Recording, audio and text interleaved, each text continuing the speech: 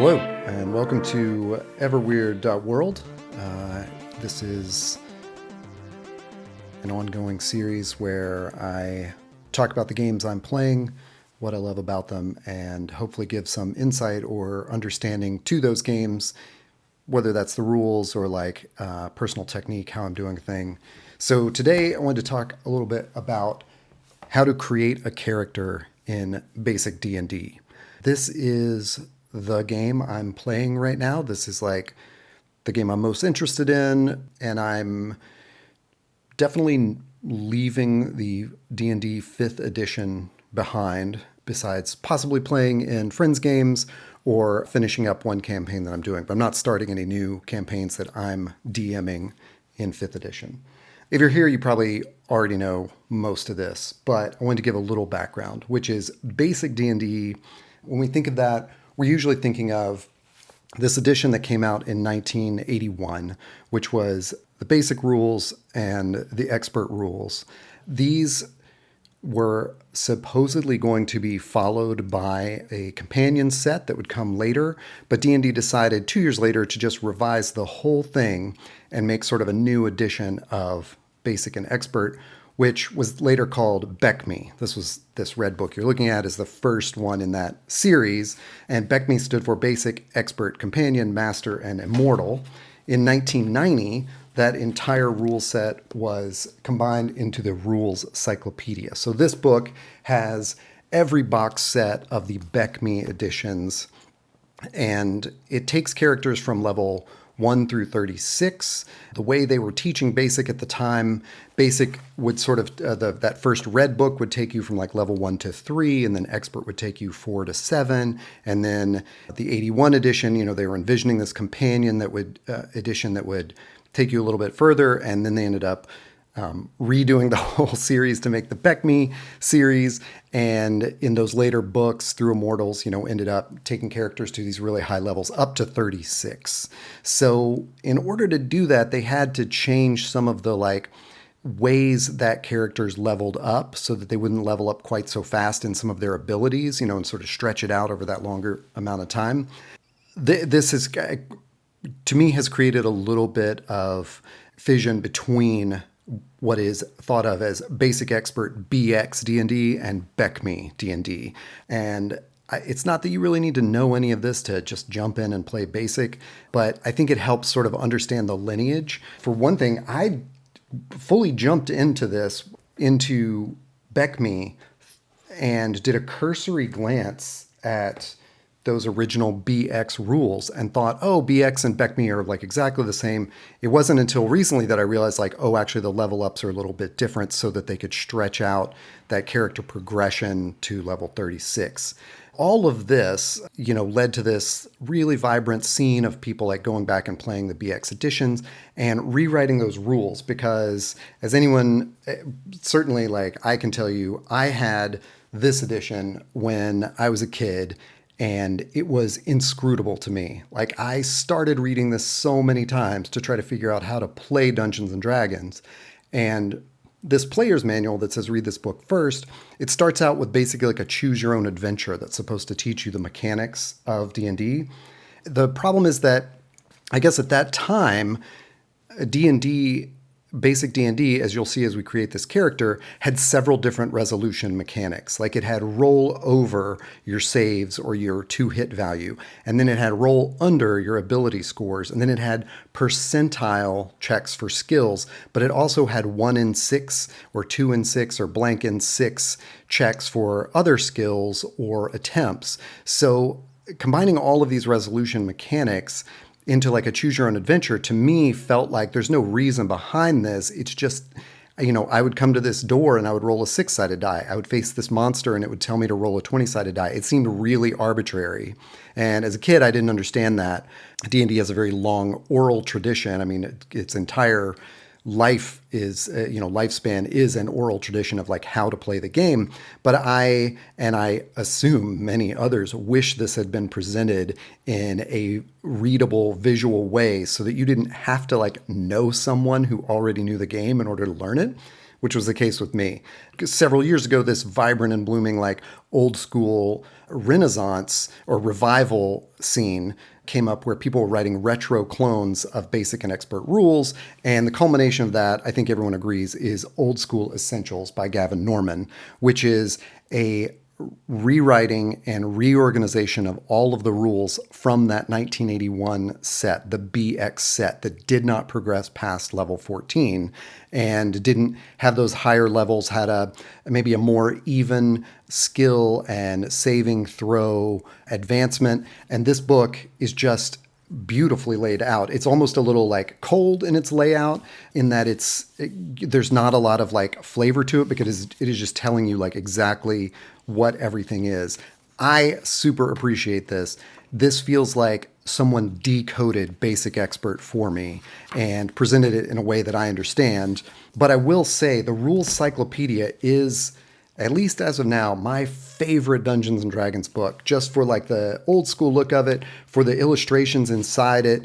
It is, all the information is presented really well. It's great to have one single book. I mean, Old School Essentials does this as well, but it's one single book that has like a setting, all your monsters, all your treasure, all your spells, all your magic items, rules for advancement, rules for kingdoms, rules for like mass combat. Like that's all in the Rules Cyclopedia. It's just that to take characters up to those higher levels, like there's going to be kind of a grind of advancement in the low levels. So although I brought this to my table and said, hey, this is what we're doing, we are doing BECMI, I'm now reconsidering that and thinking we're just going to lean hard into BX using Old School Essentials as our guide, because I don't anticipate us getting higher than level 14. And I think the progression will be a little bit more fun and a little bit smoother, so that, our thieves aren't falling off walls up until they're, 14th level or whatever. Just kidding. Walls is the only thing they can climb. They're not fumbling at picking locks or something like that until they get to those crazy high levels. So that's just a little bit of background about the additions and what I'm talking about. Regardless of whether you're playing BECMI or Basic Expert, creating a character in them follows the same exact steps in that character creation. So what I thought I'd do is literally just roll up a character and explain how that is. And if you're a newcomer to Basic Expert, or especially if you've come here from 5th edition, hopefully you'll see how different it is, and hopefully like kind of how much more fun it is. At least that's how I think of it. So this is there's tons of creativity around all editions of D&D character sheets. And this is just, this is one by James West. For Old School Essentials, this is just, flavorful character sheet. I've got a 3d6s right here. 3d6 down the line is how you roll up a character. So I'm just going to do that and hopefully make sure it's all on camera, and then we'll talk about it. So one of the biggest differences, and what I think is one of the coolest differences between Basic D&D and 5th edition D&D, is that in 5th edition you approach it like, what is your character concept? And from the species to the class to their abilities, that you're thinking of all this sort of beforehand, before you start something. In fact, it's not uncommon for characters to start thinking about how they're going to level up, what options are they going to take at each level up, and sort of customize this character through their lifespan, and then get attached to them in a way that it might not be as great for the story as you want it to be. Whereas in Basic D&D, because you're rolling and randomizing your abilities at the start, you can't go in with a concept. Your class options are limited by what you have rolled on your ability scores. So in a way, you're playing the game before the session even starts. You're having to kind of gamify the way you create a character. And I think that is just a cooler way to approach it. Especially because you can imagine starting an adventure with your friends, you are all rolling randomly, and then you've got to kind of work together to put together like the party composition that's going to work for you best. What if you all roll really high in strength? Then you're going to have to make a real big decision. Like, do we have a really poor cleric with us, or do we just go at it as a group of fighters and see how far we can get? All right, so here we go. I'm going to start rolling. It's 3d6 down the line. You'll also notice that the abilities are in a different order than they are in 5th edition. I assume there's some logic behind that, or some, maybe not logic, but some gaming reason. But I'm just doing it as written on the sheets. Whoa, here we go. A 6 in strength. Talk about what's limiting my character choices. And an 8 in intelligence. Wow, I'm not strong and I'm not intelligent. Am I even literate? We'll have to find that out later. That was an 8 in wisdom. Whew, let's hope I get to some high dexterity. Maybe I can play a thief and pull this off. And 11, 14 for dexterity. Constitution. It's going to determine how many hit points I can earn as I level up. 12, pretty good constitution. Finally, charisma. That'll determine how many retainers I can take on, how things react to me. 12 in charisma, so that's going to be pretty good too. So the next thing I do is I take those numbers and then I choose my class based on that. For the purposes of this, although I've got the rules cyclopedia with me, I'm just going to go through the old school essentials. No, forget that. I'm going to go through the rules cyclopedia. We're just going to create a BECMI character. So what's important in basic D&D at this stage is the Prime Requisite, which is like the most important ability for a class. So I can see my dexterity is my highest. For dexterity, basically the thief and the halfling are the two classes available to me whose prime requisite is dexterity. There are ways I can take on another class and just play it with negative modifications, things like that. But I'm going to lean into this. I'm going to min-max for the purposes of this video. So I can see with the halfling, strength is another prime requisite, and my strength sucks. So I'm going to go with the thief, which is cool because I wanted to go with the thief anyway. So I'm just going to go ahead and write thief in my class up here. And we're going to move on to the adjusting the scores. I can actually change some of these scores if I want to. And the basic rule for that in BECMI is that I can raise any one of these by 1 point if I lower another by 2 points. And then there are restrictions on which class, ability. Constitution and charisma points cannot be exchanged with others, and the dexterity cannot be lowered. So to be honest, I like where I am right here. This low strength, I'm not crazy about that. But with where my intelligence and wisdom are, I think I want to stick with that. Maybe come off as possibly literate. And dexterity, constitution is going to give me I don't think it's going to give me any hit points, but at least it's not going to take them away when I roll them up. And I like having a thief with, moderate to high charisma. So that's where I'm going to stay. Roll for hit points. Thieves in basic D&D have D4 hit points. And unlike 5th edition, you don't just get the max hit points at level 1, you roll them out. So I rolled 1 hit point on my D4 there. That's not great. So my hit points are 1. I was just double checking on my bonuses and penalties for ability scores, 9 through 12, no adjustment. That means my constitution does not give me any more hit points because there's no adjustment to that 12. Normally at this point, I would roll money by equipment and then I kind of figure out my AC and stuff, but I'm going to figure out the modifications to my scores right now. So with that 6 strength, I have a -1 penalty. With intelligence and an 8, I have a -1. That means I have a -1 in wisdom. Dexterity, though, I have a +1. Constitution, I got a 0. That means charisma, I got a 0. So those are how my modifications stack up at this point. That 1 hit point, my dexterity, it's going to be dicey. So from there, I'm going to roll up for that gold, and then buy my equipment, because my equipment will determine my armor class. That is not great on the gold. So determine gold, you roll 3d6, multiply by 10. So that's 40 gold. That's all I got. Drop this down here in my wealth. 40 gold.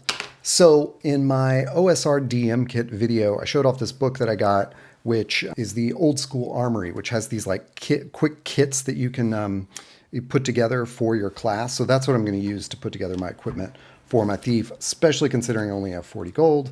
So the way this works is that they have a thief spread. I can roll 3d6 to determine my random sort of theme for my thief, but because I have such few gold, I'm going to kind of scan around. Looks like Hooligan's going to come in right at 40 gold, so that's what I'm doing. It's got a dagger, small sack, thieves' tools, a couple of iron rations, water skin, some torches, a tinderbox, and coins. No armor. That stinks. Great. So from there, I'm going to look at my armor class. armor class here. Hopefully it's showing up on the video. I got no armor on, so my armor class is going to be a 9. If you've followed some other old school stuff, some basic D&D stuff, you'll know that in basic D&D, and even, I guess, advanced D&D at the time, a lower armor class was better. 0 being like the best armor class and hardest to hit. So a 9, right in the middle, not great. I should note, though, it's a 9, except that my dexterity affects this. Because I have a +1 in dexterity, my armor class actually becomes an 8. I get to subtract that 1 point. Similar to how modern D&D works. So slight improvement. I'm going to take a moment and write down everything that this hooligan pack gave me. So I've got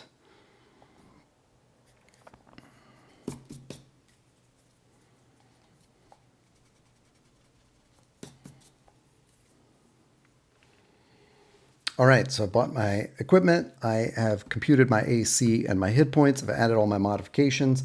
What I need to do now are assign the saving throws. In old school D&D, your saving throws weren't tied to your abilities. They were tied to your class. So at level 1, all thieves have the same saving throw numbers, just as all magic users have the same level 1 saving throw numbers. As you level up, these improve. So although your ability scores might not improve over the course of the game, your saving throws are going to improve as you level up, and it's going to get easier to save. So additionally, basic and I guess like early advanced D&D saving throws were against specific things. You can see I've got a saving throw for death or poison, a saving throw versus wands, versus paralysis and petrification, versus breath attacks, and versus spells, rods, and staves. Why spells, rods, and staves and wands are separate saving throws. There are other videos explaining that, countless words written on that kind of thing. I'm not going to worry too much about that. I just appreciate that it's all here for me. So I'm going to flip to the thief page.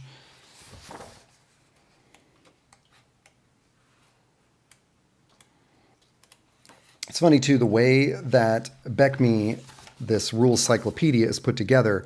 The human character classes that are sort of the standards, cleric, fighter, magic user, thief, those all come first and then are followed by dwarf, elf, halfling, and then finally mystic, which was the basic version of the monk. But they put the standard classes first. They don't alphabetize it across all the classes.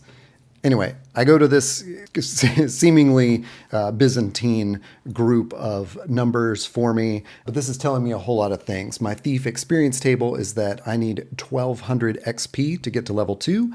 Thieves do level up really quickly, so they're able to start gaining hit points, improving their skills, and lowering their saving throws a lot quicker than other characters. That's one of the great things about basic D&D is that characters level up asymmetrically. You're not all shooting for the same amount of XP, which then magically grants you a whole bunch of new skills like in 5th edition. One of the things that is so dumb to me about 5th edition is they had this XP system still in there as like a relic, and you're sort of going against the grain to use that XP system because it just doesn't make a lot of sense if all of your characters level up with the same amount of XP. Presumably you fight a monster, everyone participates in the fight. You, as a DM, divide up that experience across the number of party members you got. They all get the same experience for every monster that they fight. They hit the next level all at the same time. They all gain these different powers and skills and stuff like that. It's like, it's just not as colorful a game as something where a thief might be motivated in basic D&D because gold points equal experience points, gold pieces equal experience points in basic D&D. I, as a thief, am going to be way more motivated to go out and hunt for treasure or steal from people so that I can come back to my home base with that gold, convert it to XP, and level up quicker. Like it puts a motivation in the player that 5th edition D&D just doesn't have. Like 5th edition should just do away with experience and just say, hey, it's just milestones. The DM just determines when you level up or something. Anyway, here we go. Here's my saving throw table. I'm in level 1. Against death rays, I have a 13. Against wands, I have a 14. Against paralysis, I have a 13.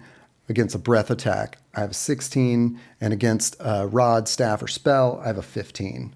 couple more things I'm going to do on here. I'm first level, although it's not, they don't cover this in the rules cyclopedia per character. They cover your THAC0 in one big thing here in the beginning. THAC0 is 2-hit armor class 0. This is a little chart that's on every character sheet. As you level up, this improves. But when you start out at level 1, your 2-hit armor class 0 is a 19. So what you do is you fill in this little chart, and for me it's just 19, 18, 17, descending order down. So I know what I need to roll to hit each of these armor classes, also what they need to roll to hit me, which is a little depressing that they can just roll an 11 and hit me. This is what I love about, well, one of the many things I love about basic D&D is that in one sheet, I've got the answers to so many issues presented at the table, so many challenges. For example, if I want to hit, if I'm fighting a monster, usually I'm the DM in these games, but the DM would tell me, hey, that monster's got an armor class of 4. So I know, just by consulting this, I need to roll a 15 to hit that monster. I have a -1 in my strength, so if I'm fighting it with a melee weapon, I take a point off of that, rolled a 16, -1 is 15. What do you know? I hit armor class 4. That's how that works. That's the whole complication of THAC0. As I level up, these numbers are going to adjust down so that I can roll a lower number to hit the same armor class, and so I'm going to improve in that way. If I'm saving against something, the DM tells me, hey, this dragon is breathing at you, save against breath attacks.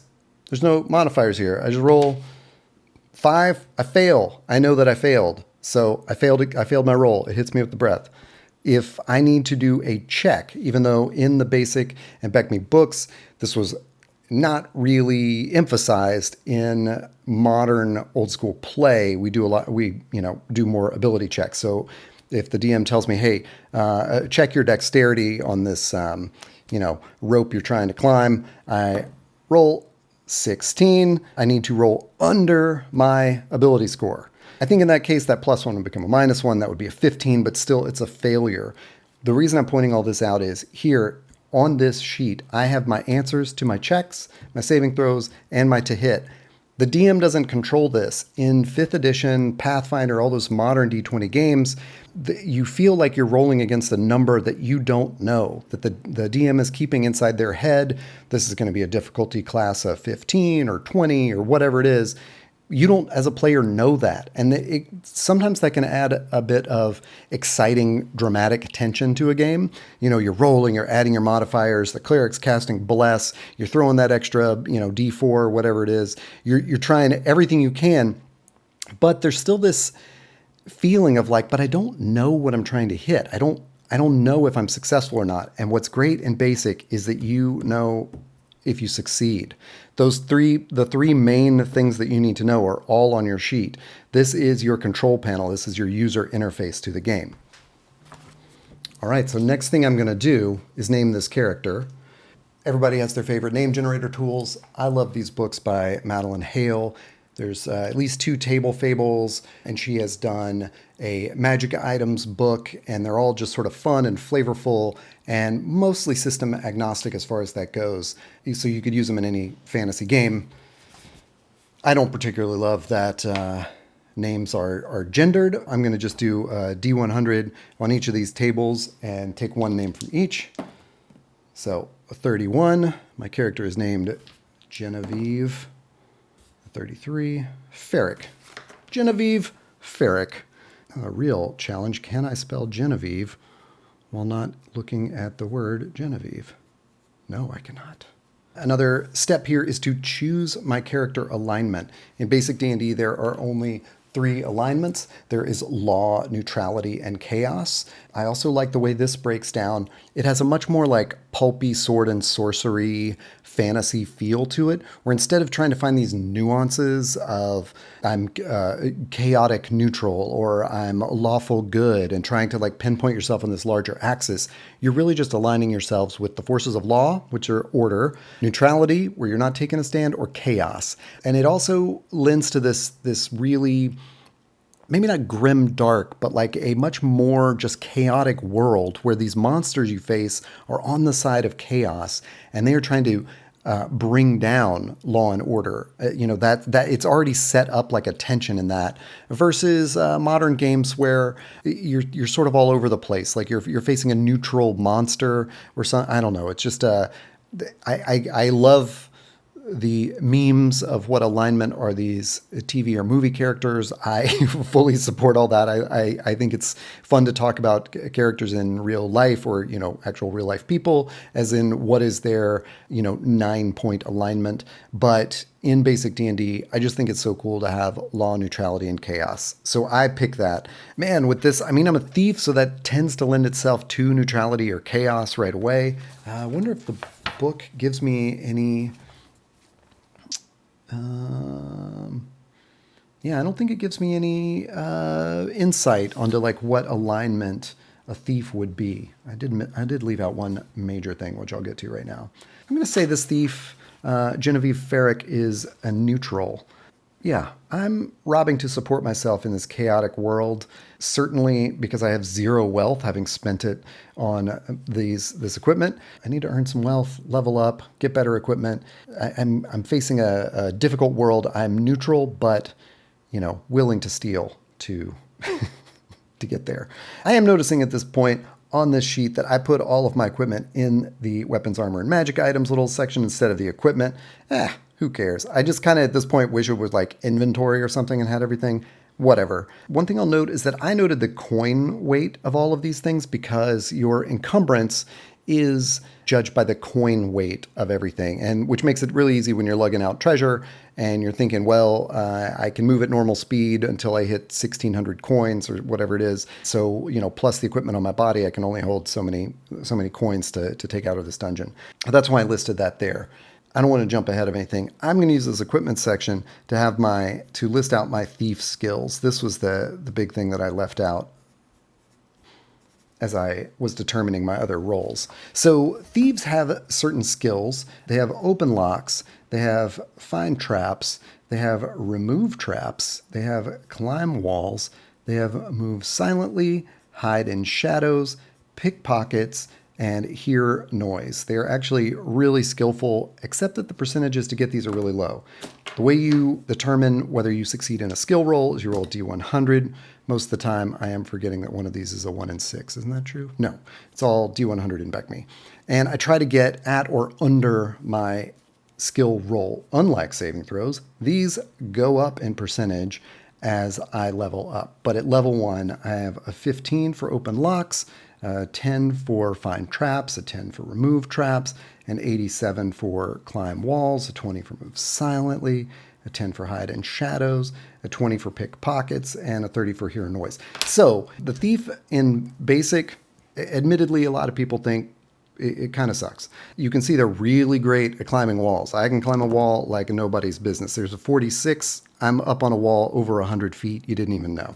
But when it comes to like picking pockets, a 26? Nope, I failed. My pickpockets is a 20. I got to get a 20 or under. I didn't pick that pocket and I probably got caught. I'm trying to listen at a door and hear a noise. 85? Nope, that sucks. I didn't make it. So thieves in BECMI, they have a lot of skills that other characters don't, but it does take them a while to like acquire proficiency with those skills and get numbers that you can consistently hit. That is one of the main differences, as I mentioned, between this and like the basic expert rules, which are encapsulated in the old school essentials. Those thieves at level 14 are more skillful than thieves in BECMI at level 14. Not majorly so, but enough to make a difference. And that's why I think I'm going to take my group into the old school essentials rather than sticking with BECMI for those skills. I think I've got everything on the sheet here. I'm noticing my hit die is a D4. Skills and abilities. Geez, I really did not read this sheet very well before I started. So I'm going to, my thief skills, I'm going to move them over there at some later point in time and then rearrange this accordingly. As I mentioned, one thing that's great about the basic D&D character sheet is that the answers are on it. What do I need to roll at or under to succeed in an ability check? What do I need to roll at or over to save it from one of these things? And what do I need to roll at or over to hit a certain armor class? What do I need to roll at or under to succeed in a skill check? All of this is laid out for me. I've got the answers. I'm not waiting on a dungeon master behind their screen to deign to tell me whether I succeeded or failed. This also, as a dungeon master, relieves so much pressure on me. I'm not trying to keep up different DCs or adjust them for different circumstances. I just say, hey, save versus breath. And they got to save versus breath. I'm not trying to keep up secret numbers from my party. So I really love this as a dungeon master. The second major thing that I wanted to highlight on this sheet that a basic sheet does more so than I think a 5th edition sheet is that it tracks your resources. So much of basic D&D is a resource management game. This sheet in particular has like a ranged ammo little ticker here where, every time I use an arrow, supposing I can afford arrows someday, I can check it off so that I'm counting every arrow that I shoot and trying to recover those. It's not to say that 5th edition, that you're not able to do this on 5th edition, but 5th edition D&D is such a power game that often we don't track encumbrance. We don't track ammo. These are seen as like hassles to this superhero game that we're playing. In fact, when I first sat down with my 5th edition group, like when we were all first learning to play, I said, hey, here's stuff I hate about D&D. I don't want to track any of this stuff. So as a result, I got a guy carrying around like 19 hammers. It's something that he's got to be over encumbered at this point, But that's not the game we're playing. We're not playing a game of like resource management. We're playing like a superhero game where the stakes are like the end of the world and reality. Basic D&D sets the stakes a little more realistically and makes you feel a little bit more gritty. I got 1 hit point. I am not running into melee combat, period. Like, I'm going to have to use these thief skills to help my party out as best I can, which probably means climbing a lot of walls right now. You better believe I'm going to throw that dagger in combat, and then I'm going to hide behind a rock or something, because I'm not getting close enough to anyone to try to stab them with a -1 in my strength mod and 1 hit point and an 8 AC. I got to steal things and I got to level up so that I can buy some armor, so that I can get better at these saving throws, and so these thief skills improve. That's my motivation in this. And it's the stakes are set in a far more like human and identifiable and just gritty way. Like Genevieve Farrick may not last very long because they're not very powerful. They don't have a lot of hit points and they don't have a lot of things they can do. I think there's so much that you can understand about a game based on its character sheet. The character sheet is the user interface into a role-playing game. And when I look at a basic D&D character sheet, I understand the character in a way that I don't with 5th edition D&D. Just as a comparison, I printed out the D&D 5th edition character sheet. When I printed it out, it was 3 pages long, and that's just like the default. When I play 5th edition D&D and print out my character sheets, because I am one of those weirdos that wants it on paper, it's often 6 or 7 pages long just because of spells known and like extra abilities that keep getting added as you level up. It makes it a game that's really difficult to play at the table because, when I'm trying to find a certain skill or something that I can do, I'm flipping through a bunch of sheets of paper like, I knew there's something in here about my favored foe or whatever it is. That, how many times can I use this resource? It's so complex that for 5th edition, you almost have to use a computer to manage your character. It's turning it into a video game. And in basic D&D, sure, this could be a video game, but it doesn't have to be. Everything I need is right here. And that, I have such an affection for that way of playing a role-playing game, to know that this doesn't have the answers on it as far as like what I can do, but it does have the answers as to what my success looks like. Rather than pitting me in a game against hidden numbers, basic D&D changes it into a game of how do I play a character with these limitations in this wild and dangerous world. And that is my overly long video on how to create a character in basic D&D. So I'm in the middle of editing this video, and I hear myself say that THAC0 will improve as my character levels up. THAC0, of course, is the 2-hit AC 0, which I have listed in this matrix here. And I say that in the video, and as I'm editing, I went, well, that's right, isn't it? I second guess myself. So I do what you would probably expect anyone to do. I grab the rules cyclopedia and I flip to the thief because that's what I'm making. And I look here in the little box text, nothing about THAC0. I flip over to the giant tables about leveling up. I see nothing about THAC0, and I think, okay, have I totally misunderstood this? Maybe only the fighter levels up with THAC0, or has THAC0 improve as they level up. I flip through all the other character classes. I go to fighter. I don't find anything, and I think, I'm just puzzled. I grab old school essentials because, as I've mentioned, this is like such a well presented. It is the rules. It is everything presented better than old D&D. Here's the thief. Here's how they do it. Level 1, XP, HD, and THAC0. It's right there. That's how your THAC0 improves as you level up. So now I'm super puzzled. Okay, was Basic Expert from 81 different from BECMI, which is captured in Rules Cyclopedia? What the heck is going on? I go back to that character creation section where the THAC0 is. I don't know if you can see it over here. It's the original THAC0 thing. And there's this wall of text, and here it is. How do you find out what number you need to hit a certain armor class? Simple enough. We provide it on handy tables. Take a look at the attack rolls table on page 106. So it's not here. It's not on the thief page. It's not in the thief tables. It's in the combat section. I mean, fine. You've put it all together. But then take a look at this crazy table. Here is your THAC0 table for, as it says, all characters. CTD, the abbreviations for Cleric, Thief, and Druid. So I'm not disheartened by this. I mean, the Rules Cyclopedia is a cyclopedia. It is a collection of all the rules. It's not necessarily meant to be super perfectly user-friendly. I think it's more user-friendly than the individual books in the box sets, in the BECMI box sets, because those spread out character progression across the books, whereas this captures it all in one place. But anyway, I've got to look here. Okay, as a thief, my THAC0 is not going to change for levels 1 through 4. Once I hit 5, I can go down to 0 and see it improves to a 17. My THAC0 becomes a 17. Once I hit level 9, it becomes 15. Level 13, it becomes a 13, etc. So here it all is. I don't hate it. I just wanted to capture that confusion because it's a lot. That's what, a lot of things that modern D&D has improved upon is capturing a character's level up all in the character section rather than spreading it out across the book. The end.